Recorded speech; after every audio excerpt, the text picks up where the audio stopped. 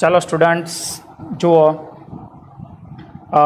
Next આપણે 11 સાયન્સની અંદર એક ચેપ્ટર નંબર 8 ગુરુત્વાકર્ષણ રેડી, જેના ટોપિક આપણે થોડાક બાકી રાખ્યા છે, સમજી લો. ચાલો બીજું, આ ચેપ્ટર 12 સાયન્સ માટે બહુ અગત્યનું છે, એટલે જરાક તમારે ધ્યાનથી સમજવાનું છે.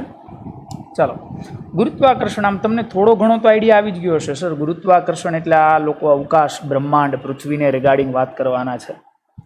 સાચી વાત છે. ગુરુત્વાકર્ષણ એટલે આપણે પૃથ્વીને રિગાર્ડિંગ જ ડિસ્કશન કરવાના છીએ. પણ ગુરુત્વાકર્ષણને સમજવા માટે પહેલાં થોડીક એની હિસ્ટ્રી આપણે સમજી લઈએ.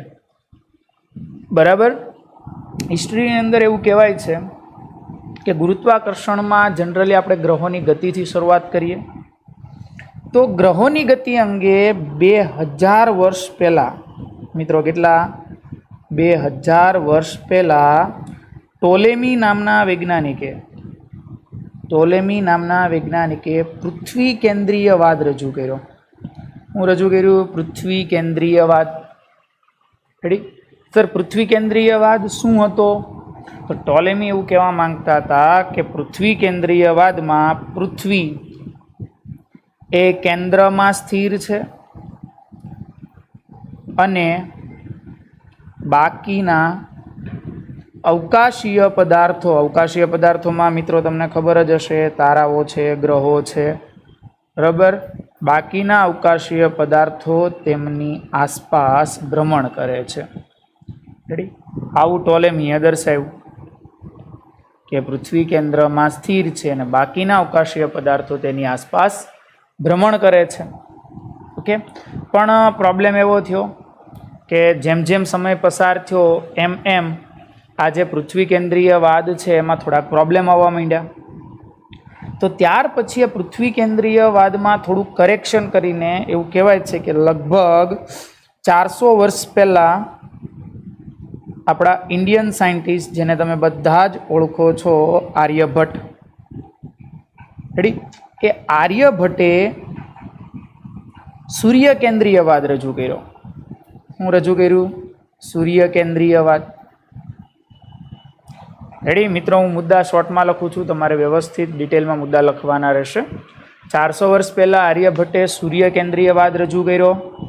આ સૂર્ય કેન્દ્રીયવાદમાં શું હતું? તો કે સાહેબ, સૂર્ય કેન્દ્રમાં સ્થિર અને બાકીના બધા ગ્રહો તેની આસપાસ ભ્રમણ કરતા હોય એવું એણે દર્શાવ્યું. પણ આર્યભટ્ટે સૂર્ય કેન્દ્રીયવાદ રજૂ કર્યો તો આ સૂર્ય કેન્દ્રીયવાદનું પ્રાયોગિક મોડેલ નિકોલસ કોપરનિકસ નામના વૈજ્ઞાનિકે આપ્યું. મિત્રો, એટલે આનું પ્રાયોગિક મોડેલ, પ્રાયોગિક રીતે આપણે, તમને ખબર છે ને, પેલા વિજ્ઞાન મેળામાં તમે મોડેલો દર્શાવો છો, એ પ્રાયોગિક મોડેલ કોણે આપ્યું? નિકોલસ કોપરનિક્સ નામના વૈજ્ઞાનિકે દર્શાવ્યું. ઓકે, ચાલો. પણ થયું કેવું ખબર? કે આ આર્યભટ્ટના સૂર્ય કેન્દ્રીયવાદમાં પ્રોબ્લેમ એવો આવ્યો કે આર્યભટ્ટે એવું કીધું કે સૂર્ય કેન્દ્રમાં સ્થિર છે, એની આસપાસ બધા ગ્રહો વર્તુળ માર્ગે ભ્રમણ કરે છે, પણ એમાંય થોડાક ઘણા પ્રોબ્લેમો ક્રિએટ થયા, થોડી ઘણી થિયરીઓ સોલ્વ કરવામાં પ્રોબ્લેમ આવ્યો. તો ત્યાર પછી એવું કહેવાય છે કે ગેલેલિયો, નામ તો બધા ઓળખતા જ હશો, રેડી ને? ગેલેલિયોએ એક વૈજ્ઞાનિક હતા ટાઇકો બ્રાહે. સાંભળજો, આ ટાઇકો બ્રાહે નામના વૈજ્ઞાનિકે પોતાના સમગ્ર જીવન દરમિયાન ગ્રહોની ગતિ અંગે સૂક્ષ્મ અવલોકનો કર્યા.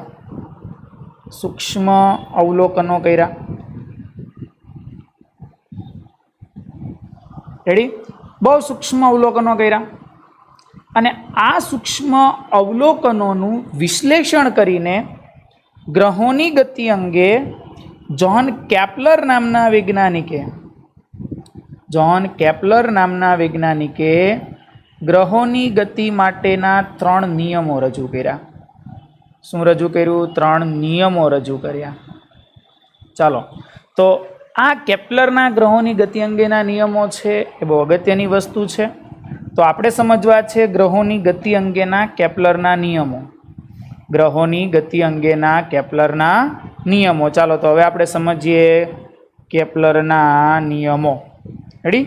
ચાલો, કેપ્લરના નિયમો સમજવાના છે. કેપ્લરના નિયમો. મિત્રો, ગ્રહોની ગતિ માટે કેપ્લરે 3 નિયમો આપ્યા, જે 3 નિયમોને આજની તારીખોમાં પણ સ્વીકારવામાં આવે છે. એમાં દોસ્તો પહેલો નિયમ છે એને કક્ષાનો નિયમ કહેવાય છે. પહેલો નિયમ છે એ છે કક્ષાનો નિયમ. ઓકે, ચાલો, કક્ષાના નિયમમાં સાંભળજો. કેપ્લરે એવું કીધું, બધા ગ્રહો એવી જ લંબવૃત્તીય કક્ષામાં ભ્રમણ કરે કે જેના કેન્દ્ર પર સૂર્ય હોય. એટલે તમને એટલું તો ક્લિયર થઈ ગયું કે સાહેબ આ નિયમમાં કેપ્લર એવું કહેવા માંગતા હતા કે સૂર્યની આસપાસ ગ્રહો ભ્રમણ કરે છે, નો ડાઉટ, પણ એ જે ભ્રમણ થાય છે એ ભ્રમણ વર્તુળ નથી, લંબવૃત્તીય માર્ગે છે. કેવા માર્ગે છે દોસ્તો? લંબવૃત્તીય માર્ગે ભ્રમણ છે. એટલે કેપ્લર કઈ રીતની વાત કહેવા માંગતા હતા તો જરાક સમજવાનો પ્રયત્ન કરજો. કેપ્લરે આ રીતે કીધું, સમજો, આ લંબવૃત્તીય કક્ષા છે. રેડી? ચાલો, આપણે એની 2 અક્ષ લઈ લઈએ. ઓકે, ચાલો, એમાં એક અક્ષ આ લઈ લઈએ અને એક અક્ષ આ લઈ લઈએ. ઓકે, ચાલો, એની 2 અક્ષો આપણે લઈ લીધી. 2 જ મિનિટ સાહેબ, હું જરાક લાઈન ફરીથી વ્યવસ્થિત ડ્રો કરી દઉં. ચાલો, આ 2 અક્ષો છે એની. ઓકે, હવે આ અક્ષોની અંદર બાબત કેવી બની એ જરાક સમજી લો. હવે આ જે મેં લંબવૃત્ત દોર્યું છે, તમને જે લંબવૃત્ત દેખાય છે મિત્રો, રેડી? આ લંબવૃત્તમાં આ એની 2 અક્ષો છે. ઓકે, ચાલો, આ 2 અક્ષોને આપણે થોડી વાર માટે નામ આપી દઈએ. ચાલો, આ અક્ષને નામ આપી દો A, B, આ C, D. મિત્રો, AB અક્ષ છે ને, AB અક્ષ એને દીર્ઘ અક્ષ કહેવાય. AB અક્ષને શું કહેવાય? યાદ રાખજો, એને મિત્રો દીર્ઘ અક્ષ કહેવાય. એના માપને મિત્રો આપણે 2a વડે દર્શાવશું. અને જે આ CD અક્ષ છે ને, CD અક્ષ દેખાય છે તમને? CD અક્ષ એને લઘુ અક્ષ કહેવાય. લઘુ એટલે નાની, દીર્ઘ એટલે મોટી. એના માપને આપણે 2b વડે દર્શાવશું. તો કેપ્લર કઈ રીતનું કહેવા માંગતા હતા હવે જરાક સમજજો ધ્યાનથી. કેપ્લર એવું કહેવા માંગતા હતા કે માનો કે આ સૂર્ય છે. ઘણા કે સર તો આમાં 2 સૂર્ય થઈ ગયા ને? નહીં, 2 સૂર્ય નથી. સાંભળજો ધ્યાનથી હવે. આપણને 2 સૂર્ય હોવાનો આભાસ થશે. માનો કે એક અહીંયા છે તો સર બીજો અહીંયા છે, એવો આભાસ થાય. શું કામ? તમે લંબવૃત્ત જુઓ ને તો તમને એવું ફિલિંગ થાય. તમે કોઈ પણ લંબવૃત્ત ફેરવો. હવે તમે જો એક કામ કરો, એક આંગળીને સ્થિર રાખો, એની ફરતે બીજા હાથને આમ લંબવૃત્ત ફેરવો, એટલે તમને એવું લાગશે જે આંગળી સ્થિર છે ને આમ 2 બાજુ હલતી હશે, એવું તમને ફિલિંગ થશે. યાદ રાખજો, સૂર્ય 2 નથી, સૂર્ય એક જ છે. પણ લંબવૃત્ત જ્યારે ભ્રમણ થતું હોય ત્યારે આ રીતની કન્ડિશન. માનો કે ગ્રહ અહીંથી આમ જતો હોય, રેડી, D થી B ને B થી C જતો હોય ત્યારે તમને S પાસે દેખાય સૂર્ય. હવે C થી A ને A થી D જતો હોય ત્યારે S' પાસે દેખાય. કેન્દ્ર એક જ છે. અને એમાં તમે જાણો છો મિત્રો, કદાચ તમને બેઝિક આઈડિયા હશે, લંબવૃત્ત દોરવું હોય તો કેટલા કેન્દ્રોની જરૂરિયાત પડે? 2. રેડી? તમે એક સિમ્પલ વસ્તુ સમજો કે હું S અને S' પર 2 ખીલી લગાડી દઉં. બે વચ્ચે હું એક ઢીલી દોરી બાંધું, દોરી પછી આમ વચ્ચેથી હું લીટી વર્તુળ દોરું તો એ લંબવૃત્ત બનવાનું. એટલે એવી જ લંબવૃત્તીય કક્ષામાં ભ્રમણ કરે કે જેના કેન્દ્ર પર સૂર્ય હોય. ઓકે, ચાલો, બીજો નિયમ મિત્રો, કેપ્લરનો સેકન્ડ નિયમ છે ક્ષેત્રફળોનો નિયમ.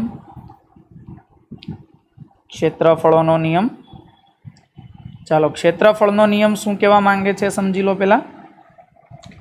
કોઈ પણ ગ્રહને સૂર્ય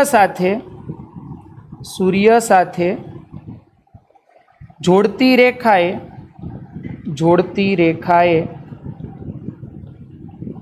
સમાન સમયગાળામાં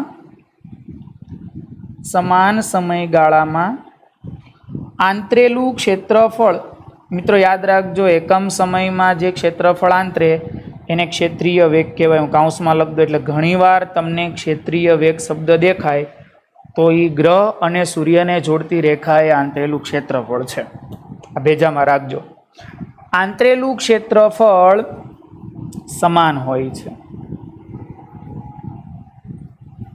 ઇન શોર્ટ, ક્ષેત્રીય વેગ અચળ હોય છે. સિમ્પલ ભાષામાં આ નિયમ થાય. ક્ષેત્રીય વેગ અચળ હોય.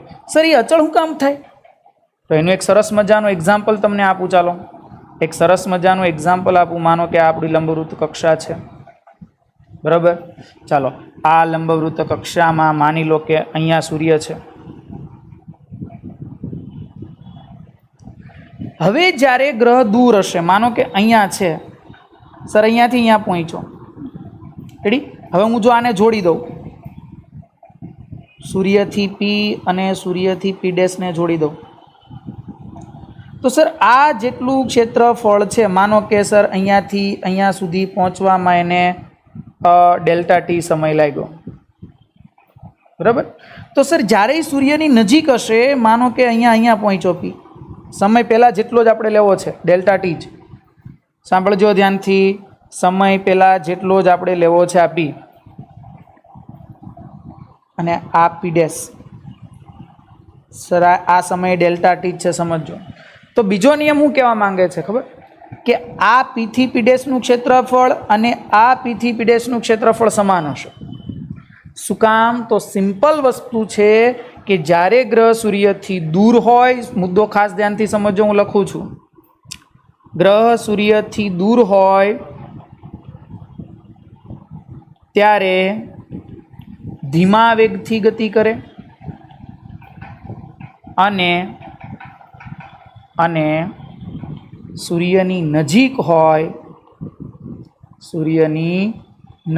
હોય ત્યારે વધુ વેગ સાથે ગતિ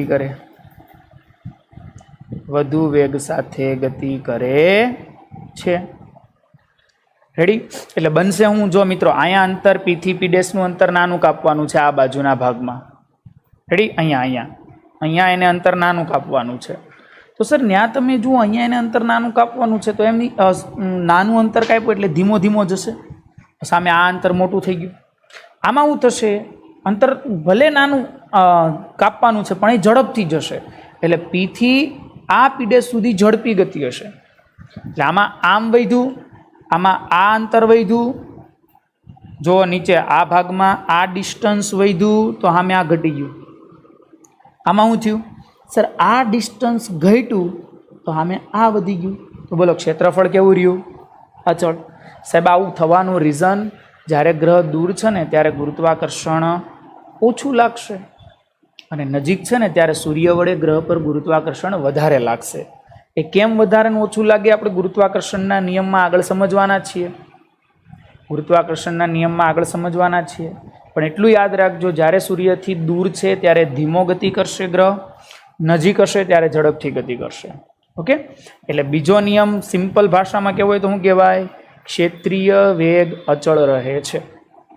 ઓકે? ચાલો ત્રીજો નિયમ સાહેબ, ગ્રહોની ગતિ અંગેનો ત્રીજો નિયમ આપણે લઈ લઈએ.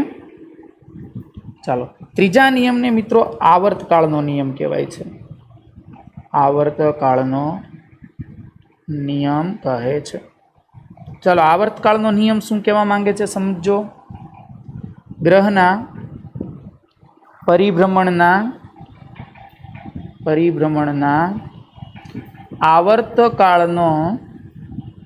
આવર્તકાળનો વર્ગ એ તેણે રચેલી અર્ધ દીર્ઘ અક્ષના ઘનના સમપ્રમાણમાં હોય છે. આની સાબિતી મિત્રો છેલ્લી થિયરીઓમાં આવશે. આની સાબિતી છેલ્લી થિયરીઓમાં આવશે. આ નિયમ શું કહેવા માંગે છે તો કે આવર્તકાળનો વર્ગ અર્ધ દીર્ઘ અક્ષ. મિત્રો તમે અહીંયા જુઓ તો હું તમને દીર્ઘ અક્ષ દેખાડું. આ 2a દેખાય છે, આ દીર્ઘ અક્ષ છે, એની અડધી કરો એટલે એ થાય. તો આ નિયમ એવું કહેવા માંગે છે આવર્તકાળનો વર્ગ અર્ધ દીર્ઘ અક્ષના ઘનના સમપ્રમાણમાં હોય છે. ટી સ્ક્વેર ચલે છે a ક્યુબ, ટી સ્ક્વેર ચલે છે a ક્યુબ લઈ શકાય. ખ્યાલ આવ્યો વાતમાં? હે મિત્રો, આની અંદર સમજ પડી? ખ્યાલ આવી ગયો? ઓકે, ચાલો હવે આપણે જે ક્ષેત્રીય વેગનો નિયમ ભણ્યા, ક્ષેત્રીય વેગ, ક્ષેત્રીય વેગમાં એક વસ્તુ બીજી સાબિત કરી દઈએ આપણે. સાંભળજો ધ્યાનથી. ક્ષેત્રીય વેગની અંદર એક બાબત ખાસ ધ્યાનથી સમજવાની છે તમારે. કોણીય વેગમાન સંરક્ષણના નિયમનું પાલન અહીંયા થાય. મિત્રો એક રીતે જોવા જાવ તો ગ્રહોની ગતિ એ ચાક ગતિનો જ ભાગ છે. ભલે લંબવૃત્ત ફરે છે પણ કહેવાય તો ચોક્કસ સમયના અંતે ચોક્કસ માર્ગે જ ભ્રમણ કરે. એટલે ચાક ગતિનો જ એક ભાગ થયો. એટલે કોણીય વેગમાન સંરક્ષણના નિયમનું પાલન એને કરવું જ પડે. એટલે એક સમાન સમયમાં આંતરેલું ક્ષેત્રફળ એટલે ક્ષેત્રીય વેગ થાય. તો જો હું અહીંયા લખું છું, ધ્યાન આપજો. સમાન સમયમાં આંતરેલું ક્ષેત્રફળ એટલે delta A by delta T. મિત્રો આને ક્ષેત્રીય વેગ કહેવાય. આ ક્ષેત્રીય વેગ અચળ થાય એની પાછળનું રીઝન છે કોણીય વેગમાન સંરક્ષણનો નિયમ. કઈ રીતે હું સમજાવું, ચાલો ધ્યાન આપો. માની લો કે જે ગ્રહ ગતિ કરે છે એ સૂર્યથી r અંતરે અને m દળ ધરાવતો ગ્રહ છે. રેડી? તેમજ તેનું વેગમાન ધારી લો કે કોઈ p છે. વેગમાન કેટલું છે? p. તો સમજો તો સર જો હું અહીંયા તમને આકૃતિમાં બતાવતો જાઉં. ચાલો આ અંતર r, આ અંતર r. રેડી? અહીંયા સર અહીંયા એનું વેગમાન p છે.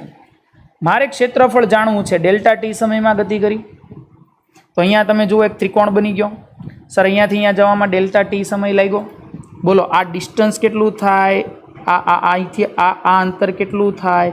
અંતર બરાબર ઝડપ ગુણ્યા સમય. તો સર આ આર હોય તો એ મારા માટે પાયો થઈ ગયો, ના વેધ થઈ ગયો.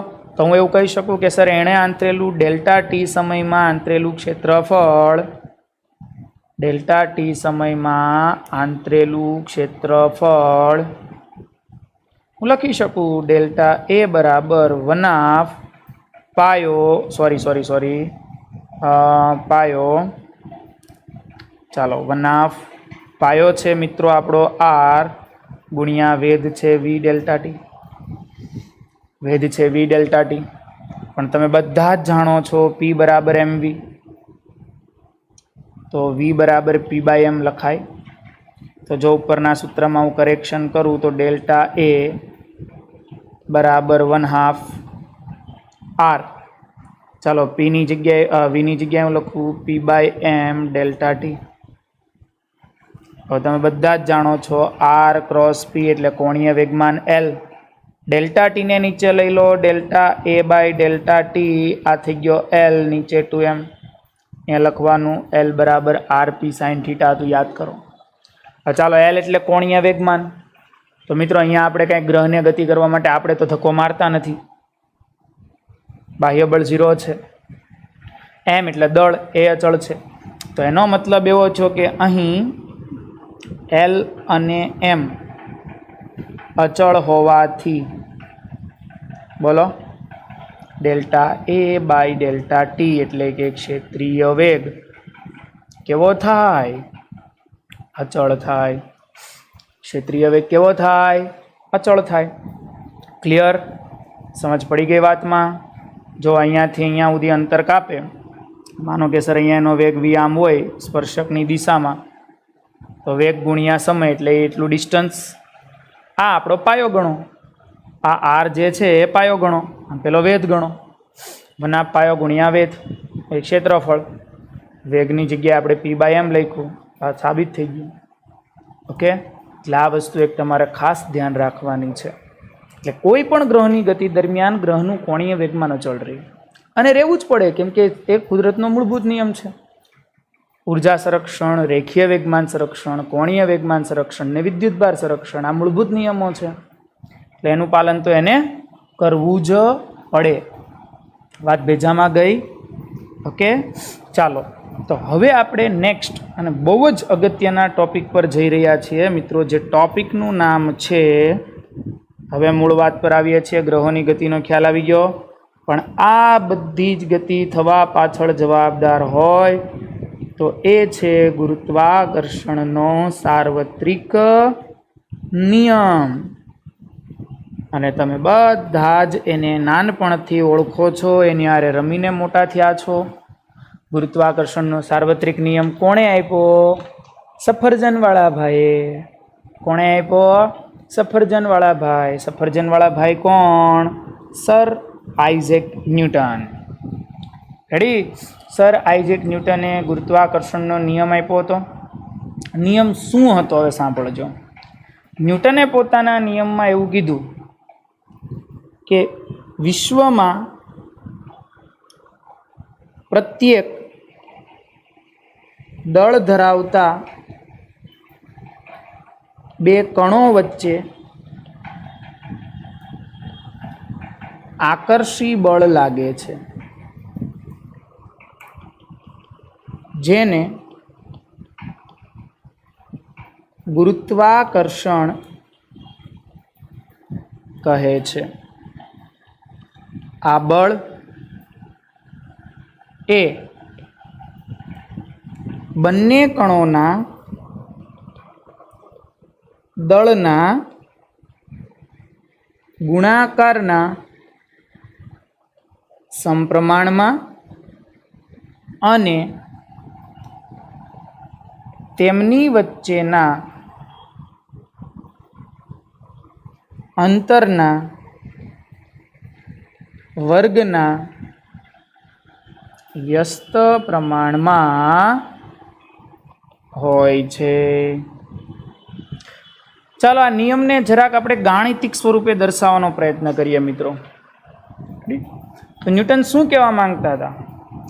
તો એક કણના લીધે બીજા કણ પર લાગતું ગુરુત્વાકર્ષણ બળ. માની લો, ચાલો અહીંયા એક પદાર્થ છે, આનું દળ m1, અહીંયા એક છે, આનું દળ m2. માની લો કે બે વચ્ચેનું ડિસ્ટન્સ છે કોઈ r. તો આ બે કણો વચ્ચે લાગતું બળ એટલે પહેલા વડે બીજા પર એ લાગે, બીજા વડે પહેલા પર એ લાગે. બંને કણ એકબીજા પર આકર્ષી બળ લગાડે, પણ આ બંને વચ્ચે લાગતા ગુરુત્વાકર્ષણ બળનું મૂલ્ય ચલે છે બેયના દળના ગુણાકારનો સમપ્રમાણમાં, અંતરના વર્ગના વ્યસ્ત પ્રમાણમાં. જો મિત્રો ચલે છે ને દૂર કરીએ તો ત્યાં અચળાંક મુકાય છે જી. જીને સાર્વત્રિક ગુરુત્વાકર્ષણ અચળાંક કહે છે. જ્યાં જીને શું કહેવાય છે મિત્રો? સાર્વત્રિક ગુરુત્વાકર્ષણ અચળાંક. આ અચળાંક આપનાર વૈજ્ઞાનિક હતા જ્હોન કેવેન્ડિશ. એણે એક આખો પ્રયોગ કરેલો, પ્રયોગના આધારે આપેલો. અત્યારે આપણે કંઈ પ્રયોગની રિક્વાયરમેન્ટ નથી, પણ જીનું મૂલ્ય યાદ રાખજો, 6.67 ગુણ્યા 10⁻11. એકમ જરાક મારે તમને શીખવાડવો છે. જીને કરતા બનાવો તો r² ઉપર જશે. જો હું અહીંયા જીને કરતા બનાવું તો આવું તમે લખી શકો ને. ચાલો, એટલે આનો એકમ ન્યૂટન, બળ એટલે r² એટલે મીટર², છેદમાં બે દળ છે એટલે કિલોગ્રામ². ન્યૂટન મીટર² પ્રતિ કિલોગ્રામ². જીનો એકમ છે મિત્રો, MCQમાં પૂછાઈ શકે. પારિમાણિક સૂત્ર બનાવતા શીખવાડી દઉં તમને. ચાલો, ન્યૂટન એટલે તમને ખબર જ છે 11-2, મીટર² એટલે L2, કિલોગ્રામ એટલે M2. તો ફાઇનલ શું થઈ ગયું? M-1 L3 T-2. M-1 L3 T-2.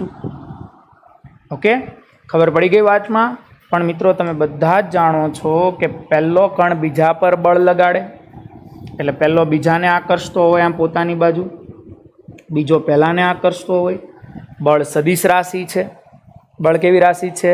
સદિશ, હે ને? એટલે પહેલો બીજાને બોલાવતો એટલે પહેલા વડે બીજા પર લાગતું બળ, એટલે આને ખરેખર F21 લખાય અને આને ખરેખર F12 લખાય.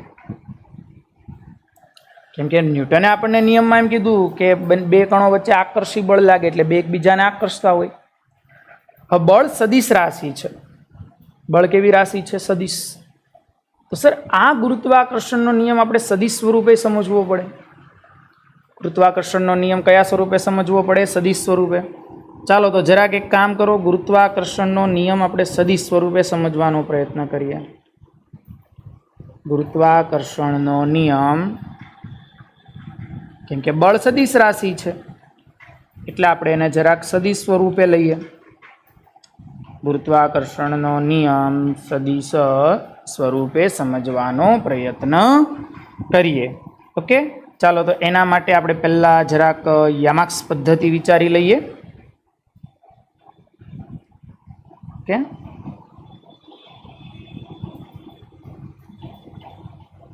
ચાલો 2 જ મિનિટ હો મિત્રો. હા, આપણું ચિત્રકામ થોડુંક ખરાબ છે તો તમે રેગ્યુલર લેક્ચરોમાં જાણતા હશો.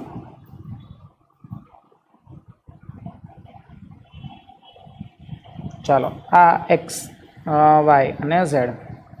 ઓકે, આ આપણું ઉગમ બિંદુ છે. ક્લિયર? હવે જરાક ધ્યાનથી સમજો. માનો કે એક કણ અહીંયા છે જેનું નામ છે M1. એનું ઉગમ બિંદુથી સ્થાન સદિશ છે, ધારી લો કે R1. ઉગમ બિંદુથી સ્થાન સદિશ શું છે? ધારી લો કે R1 સ્થાન સદિશ છે. જસ્ટ અ મિનિટ હા મિત્રો. ચાલો, ઉગમ બિંદુની સાપેક્ષે એનો સ્થાન સદિશ છે R1. ચાલો, બીજો કણ અહીંયા છે M2. એનો ઉગમ બિંદુની સાપેક્ષે સ્થાન સદિશ છે R2. ક્લિયર? ચાલો, આ પહેલાનો ને બીજાનો સ્થાન સદિશ. સ્વાભાવિક છે બંને કણ એકબીજા પર બળ લગાડતા હોય. ચાલો, પહેલાં આપણે ગોતી લઈએ. અહીંયા જુઓ, તમને મેં ઉપર હમણાં બતાવ્યું એ રીતે F21 પહેલાં વડે બીજા પર લાગતું બળ. પહેલો બીજાને પોતાની તરફ આકર્ષે, પહેલો બીજાને પોતાની તરફ આકર્ષે એટલે બળ આમ લાગશે. સાહેબ, F21 ને શું બોલાશે? યસ, પ્રથમ M1 કણ વડે બીજા M2 કણ પર લાગતું બળ.